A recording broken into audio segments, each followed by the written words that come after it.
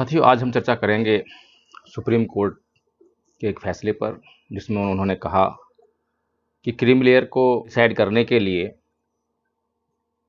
सामाजिक स्थिति को नापना बहुत ज़रूरी है और आर्थिक स्थिति जो है क्रीमी लेयर को डिसाइड नहीं कर सकती।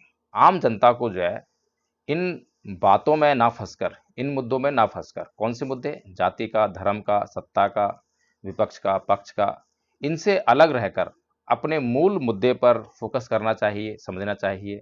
तो क्रीमी लेयर जो है समाज के भीतर एक ऐसा वर्ग बनाया गया, ओबीसी समाज में एक ऐसा वर्ग बनाया गया जिसको कि कोर्ट ने ये कहा कि अब इन लोगों को जो है, क्योंकि ये आर्थिक रूप से संपन्न हो गए हैं, इसलिए अब इनको जो है ये सुविधाएं नहीं मिलनी चाहिए।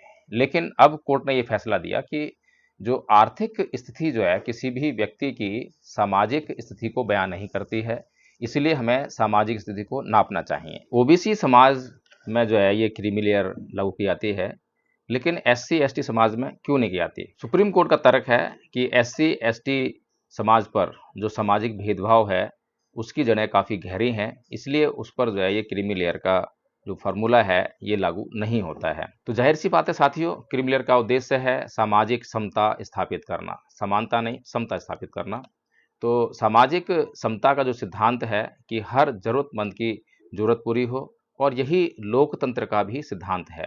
लोकतंत्र जो है, जैसा कि बहुत ही प्रसिद्ध परिभाषा है, जनता का शासन जनता के लिए, जनता के द्वारा, लेकिन इसके दर्शन शायद ही पूरी दुनिया में आपको कहीं पर हों। लेकिन फिर भी क्योंकि लोकतंत्र के आधार में, लोकतंत्र की जड़ में एक ही बात है कि उस देश में जिसमें लोकतंत्र की व्यवस्था लागू की जानी है, उस देश के लोगों का कल्याण कैसे हो, भला कैसे हो। तो कभी भी कहीं पर भी जो लोकतंत्र स्थापित होता है किसी भी देश में, तो उसका एक संविधान होता है, और संविधान में उस देश के लोगों का भला कैसे किया जाए, इन बातों को जो है समाधान किया जाता है।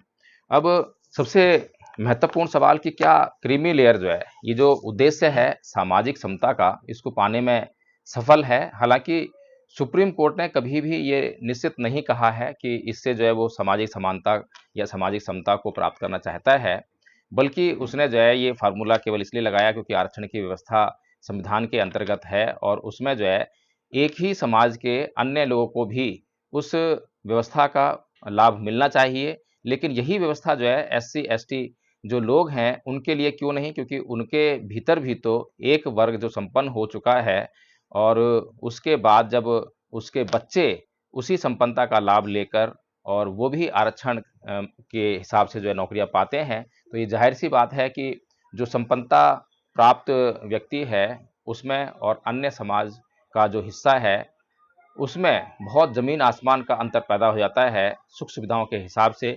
लेकिन यदि एक ही वर्ग जो है, एक ही वर्ग के भीतर, यानी कि एससी एसटी वर्ग के भीतर ही अगर वही वर्ग जो है लगातार व्यवस्थाओं का लाभ लेता रहेगा, तो अन्य लोगों तक जो है वो सुविधाएं कैसे पहुंचेंगी? तो इसलिए क्रीमी लेयर का सिद्धांत अगर इसलिए है कि समाज के प्रत्येक व्यक्ति तक उस व्यवस्था का लाभ पहुंचना चाहिए, तो ये तो हर एक वर्ग में लागू होना चाहिए, एससी वर्ग में, एसटी वर्ग में, और इसी को आधार बनाकर जो है अभी एससी एसटी जो रिजर्वेशन था उसमें रिजर्वेशन की पॉलिसी को सुप्रीम कोर्ट ने जो है मान्यता दी, और राज्यों को जो है ये अधिकार दे दिया कि वो जो है जो एक ही वर्ग में जो है अगर कुछ वर्ग को चिन्हित करे, तो वहाँ तक जो है वो सुविधाओं को ले जाने का प्रयास कर सकता है, उसके लिए व्यवस्था बना सकता है। और इसका बहुत बड़ा विरोध भी हुआ, बहुत बड़ा आंदोलन भी हुआ, लेकिन उसका कोई फायदा नहीं हुआ किसी भी आंदोलन का, और वो व्यवस्था अभी की जो कि त्यों बनी हुई है। तो साथियों, समझने वाली बात ये है, ये बात तो निश्चित है कि समाज में कुछ लोग संपन्न हो जाते हैं, और जो लोग संपन्न हो जाते हैं अभी तक ऐसा नहीं देखा गया है कि उन्होंने अपनी संपन्नता को प्राप्त करके दूसरे लोगों को भी संपन्न करने का प्रयास किया हो। ऐसा बहुत कम देखने को मिला है, बहुत कम लोग देखने को मिलते हैं जो लोग समाज की तरफ रुख करते हैं और समाज की जो दयनीय हालत है उसके प्रति थोड़ी चिंता व्यक्त करते हैं, और वो ये निर्णय लेते हैं कि हमें समाज के लिए भी कुछ करना है। लेकिन समाज के लिए भी कुछ करने के लिए जब वो निकलते हैं तो सबसे पहले अपनी स्थिति को जो है मजबूत कर लेते हैं। हर प्रकार से जब वे मजबूत हो जाते हैं, हर प्रकार से जब वे सुरक्षित हो जाते हैं, तभी वे जो है अन्य लोगों के लिए कुछ करने का प्रयास करते हैं। और ये जो शर्त वे अपने साथ में जोड़ लेते हैं कि पहले मैं सुरक्षित हो जाऊं, मेरा परिवार सुरक्षित हो जाए, तब मैं जो है समाज के लिए कुछ करूंगा, यही एकमात्र बाधा है कि समाज का उद्धार नहीं हो पाता है। और चाहे ऐसी कितनी व्यवस्था बन जाए, चाहे क्रीमी लेयर लागू कीजिए, चाहे आरक्षण की व्यवस्था लागू कीजिए, आप कुछ भी कर लीजिए, लेकिन वो कोई भी जो है आपके लिए परमानेंट सॉल्यूशन नहीं है, स्थायी समाधान बिल्कुल भी नहीं है।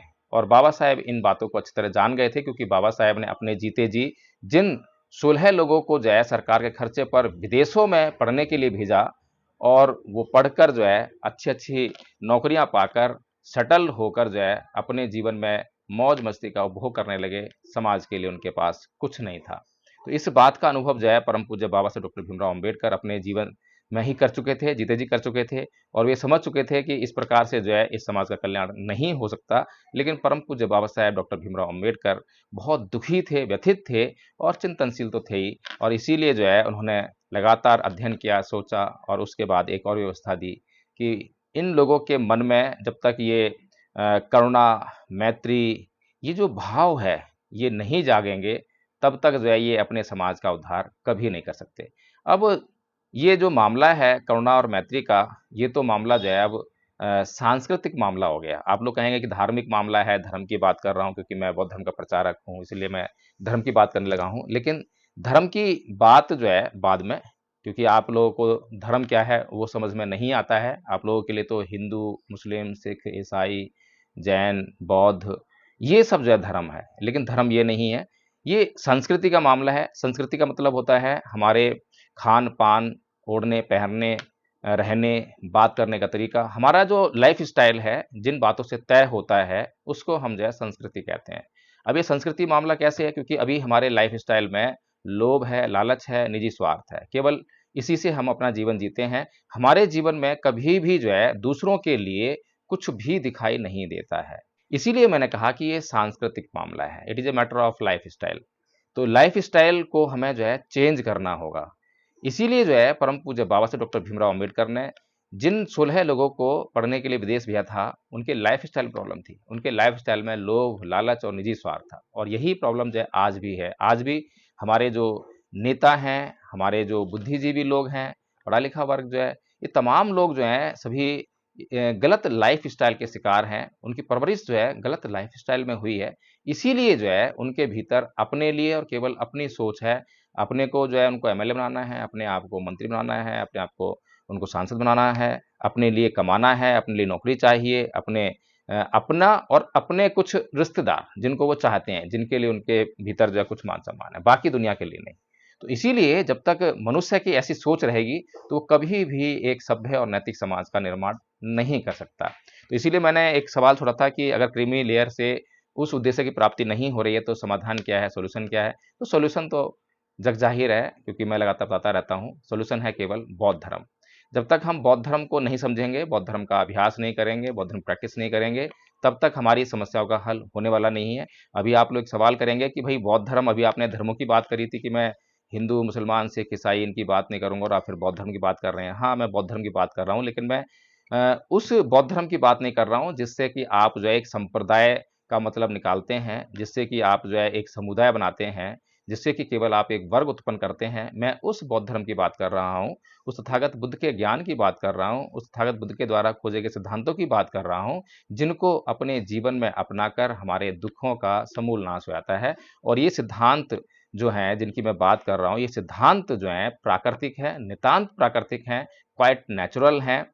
ये उसी तरह से नेचुरल हैं, प्राकृतिक हैं, जिस प्रकार से प्रकृति के अन्य सिद्धांत, जैसे कि गुरुत्वाकर्षण का बल एक सिद्धांत है कि सारी चीज़ें पृथ्वी के गुरुत्वाकर्षण के कारण जो है नीचे ही गिरती हैं, पृथ्वी पर गिरती हैं, क्योंकि पृथ्वी उनको अपनी तरफ खींचती है।